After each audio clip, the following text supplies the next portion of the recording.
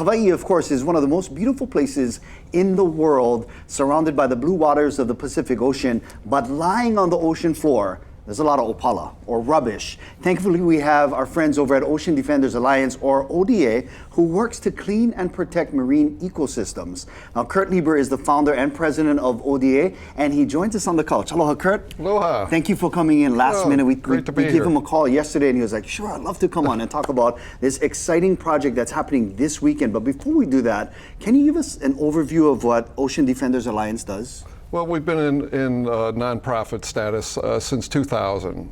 So I've been doing this for 24 years, and we go down, get a bunch of volunteer scuba divers, and get down and dirty and remove whatever man-made stuff is down there and doesn't belong. Now, globally, scientists estimate just a crazy amount of, a number of trash that's on the ocean floor. Do you have that number offhand? I don't, but I can tell you that 68,000 tons of abandoned fishing gear is discarded every year. That is crazy. Yeah, it's a massive amount of fishing gear. And of course, we're surrounded by water, so some of it ends up here. In fact, you guys have done 9 cleanups of Kaneohe Bay thus far, and the last time your team removed over 2 tons of marine debris, including 44 automobile tires from the ocean floor. Again, can you walk us through that? You got the scuba divers. Talk us through that. Well, we want to clean up anything that's being, trashed basically by man. So we have volunteer divers that go down and look for these areas. And one of the biggest areas of high concentrations of tires, rubber tires, is Haia Pier, the area, Kaneohe Bay. So we've did some, preliminary dives there just to see what it looked like. And we started out pulling out maybe 30 or 40 tires at a time. But as the projects went on, we were pulling up more and more.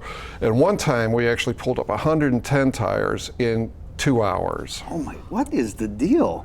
Yeah, if you want to know what the deal is, yeah. It's kind of, there's 2 problems here. One is that they use these tires as fenders to keep the boats from slamming into the docks.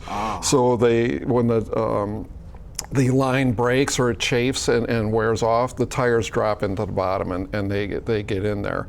That's probably 20% of the tires that we see there. The rest, 80%, somebody's dumping them. Yeah, because in Hawaii, according to our Hawaii revised statutes, we cannot dump our tires in a private or public landfill. So it has to be taken on by official tire center that can take in these tires. So it's amazing.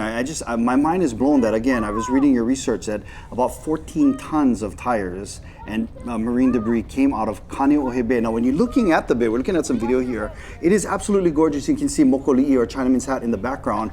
And when you look at the waters, it's very pristine, but lurking beneath is all of this rubbish, and it must be maddening for someone, you guys. It's so frustrating. In addition to the damage that it's causing to the benthic life, the animals that are down there, the shrimps, crabs, the fish that live on the bottom, it's also leaching a lot of toxins. There's about 200 different chemicals that go into making a tire. So those toxins are leaching into the environment over time. And right next door, I'm talking like 100 yards away, is a really healthy reef. And some of it's resistant to global warming, to the global heating.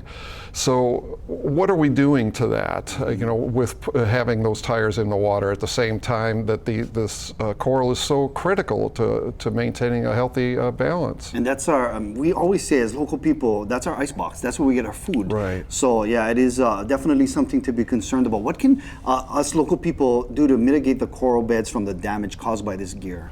Well, people can come out and volunteer with us. Typically, we do this on a Sunday. We might do these cleanups 3 or 4 times a year.